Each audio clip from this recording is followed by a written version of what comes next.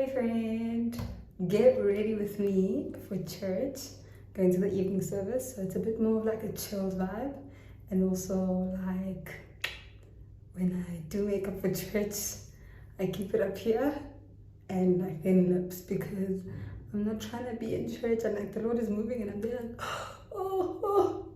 Do you know what I mean? Because then I always feel like it takes away from the moment. So I do above my eyes and I do my lips.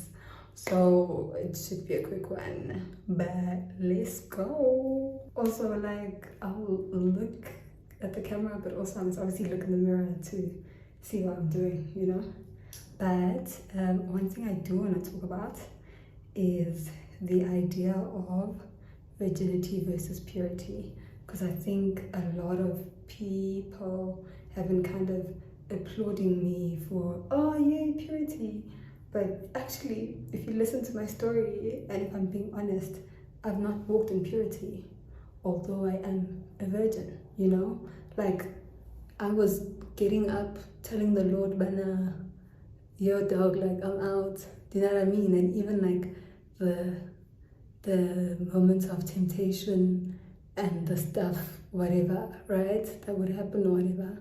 Like, it's not giving purity. It's not giving purity. And I don't think I've ever like thought of that until this journey of sharing my story, right? And it was also kind of part of the hesitation with sharing my story is the fact that now, Lord, you know, we have had ups and downs and a lot of downs with this journey, like a lot of downs. So like, what do I actually have to bring to this conversation? But I guess it's authenticity. And like, again, I stay saying that I'm very much about being real with the Lord, right? And so obviously he knows what's up, right? But I think me sharing my story, if anything, is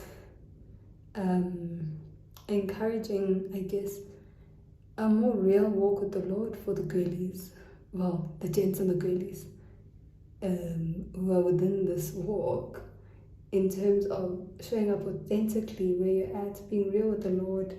Like, there's no use in trying to perform. I actually need to sharpen this pencil. There's no use in trying to perform virginity or trying to perform purity or whatever, right? Because at the end of the day, you're not held accountable for your performance. The Lord will judge you on your actions, right? And so you might as well just be real, and like, if you're gonna get it right for real. Don't perform purity in front of us, but behind closed doors, you was out on these streets, you know. And so I think that's where I'm at, is that like, okay, cool. You're right, Lord. And this also was inspired by a conversation that I had with another friend. Shout out to Kamo. And we were talking about, you know, my actual story. You know, some things that maybe, like, when the Lord tells me to share, I'll share, right? But just the yuckiness of this journey that I've been on, and my struggles with the Lord in this journey, right? Because in the last video, I spoke about the fact that late last year, I had that moment with the Lord of being like, what's the point of all of this, right? And like, it's giving, do you know what I mean? Like, it's giving, no one else is doing this, when he then let me know about the fact that we're breaking generational curses through this, or rather a generational curse through this. What I didn't share about that is that it got tricky, man. It was tough times the last thing. And so like with the temptation and stuff, like it was like, oh Lord, like, but I really want to do this. And like, it doesn't seem like you care much about it because no one else is within the virgin chat. Like, the girlies, the soldiers that I was in the army with have tapped out. You know what I mean? Not that I do it for the people, but like, you know, there's that scripture in First Kings, I believe, where Elijah was just like, Lord, like, there's no one else. Like, there's no one else who's worshiping you at this point on this land. And God was just like, anyways, my guy, go do ABC, and like, I will raise up like 3,000 more. You know what I mean? So you just need to be obedient where you're at, and don't worry, more will come. Like, I'm already working on them, kind of. I'm obviously adding my own part, but the Lord works behind the scenes. And so, like, I was just like, man, like, what must happen? But when the Lord then kind of gave me that in terms of, it's generational curses that we're breaking through this, or a generational curse, shucks, it breathed new life into me fighting to keep this and fighting to not be tempted, you know, to the point where, because also, if I'm being honest, my boundaries, paper thin, like that girlie on Love is Blind, what's her name, AD, everyone's like, her boundaries are paper thin. That was basically me, right? And so now, and I listened to another video where the lady was saying, like, don't assume that you guys have the same boundaries, but you actually need to discuss the boundaries that you do have, right? To make sure that even if you're not on the same page, even if you're not aligned, like, you can then move on. You know what I mean? And so, yeah, like, it's about alignment. And so boundaries cannot be paper thin, to the point where, since that conversation, like that kind of, the conversation with Ukama, that had opened my mind up in terms of, oh shucks, I've actually not been walking in purity, Lord, like, I'm sorry. And obviously, like, within the instances or whatever, like, I would definitely be grieved, and I would be grieved by my actions because it's not supposed to happen, right? And so, okay, cool, I was grieved, and then for like a young while I'm fine, but then something happens, or do you know what I mean? Like, it's different, but it's the same, because it's the same action of not moving in purity, not moving in obedience to the Lord. And so, like, yeah, man, since that conversation, like, I've even set up like specific purity boundaries, which I didn't really have before, because the idea is not just to keep my virginity, but to walk in purity before the Lord. Because again, this is not for any person, but this is for the Lord, right? This is for the Lord. And so that means purity, because the Lord requires purity more than just not having sex. Do you get what I mean? So yeah, that's where I'm at, is setting, and I even shared my boundaries with a friend to also hold myself accountable, like to actually set up guardrails in my life so that, like, I'm staying as far away from temptation as possible. Because I think the temptation is to kind of play around as close to the fence as possible, but I'm not crossing the fence in any way, right? But I'm playing very close to the fence. And like, it's that thing when people be asking, okay, but how far is too far?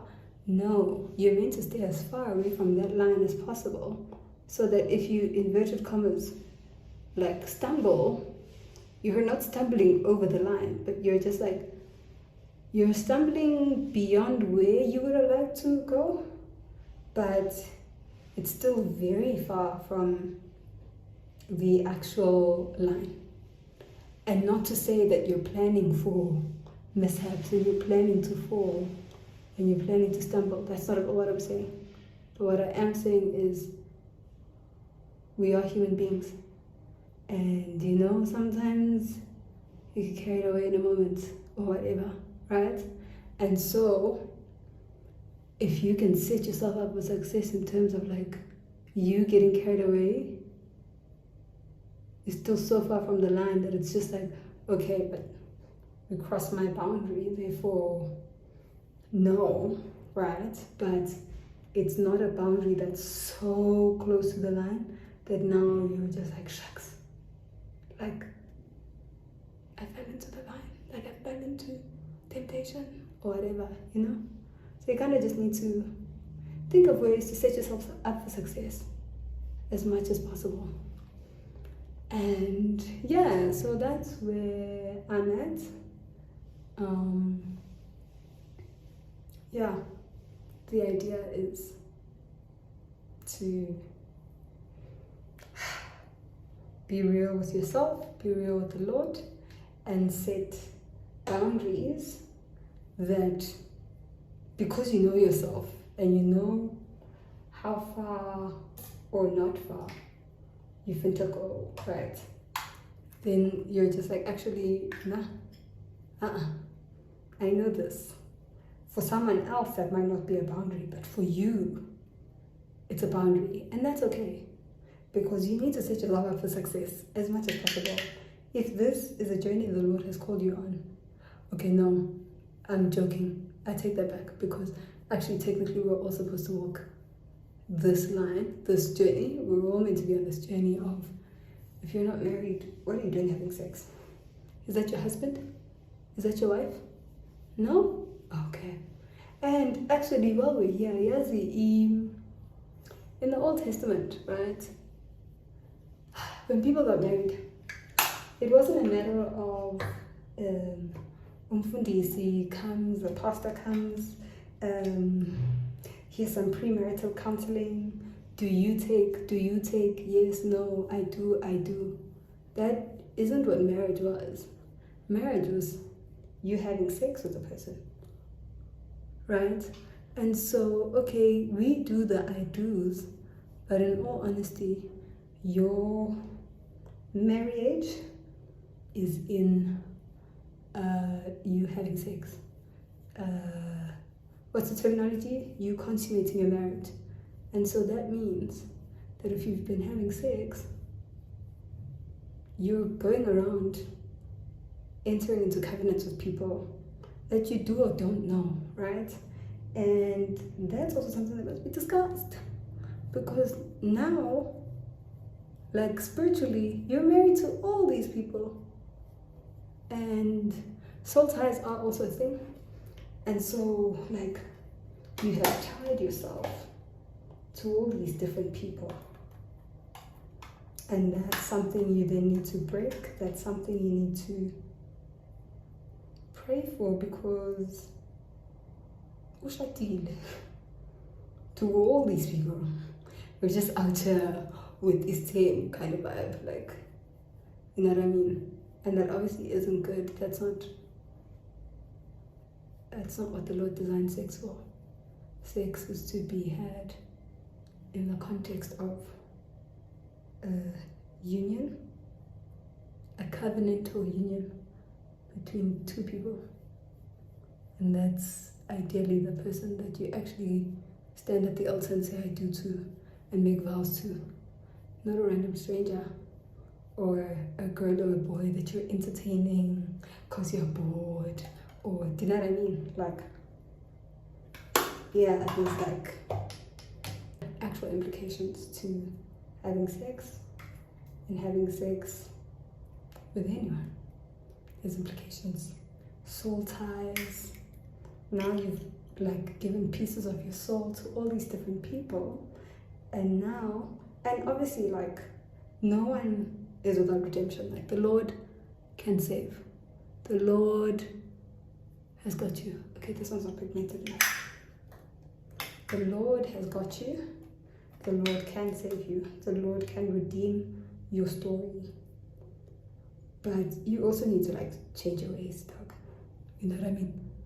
Change your ways, learn from the lessons, and like keep on moving. And so yeah, that's all I have to say about that. Let me finish this and I'll see you when I'm done and all dressed up. Okay, this is our final look. I don't know if you can see the full outfit. I don't think you can you? Move the camera over to another side so you can see the full look. But this is the simple vibe that we're going for. We're just going for minimalistic, cute, and definitely had some hiccups along the way because of course my wing liner would decide to act up when I must be on the camera. Okay, so this is the final look. Sneakers. Okay, bye guys.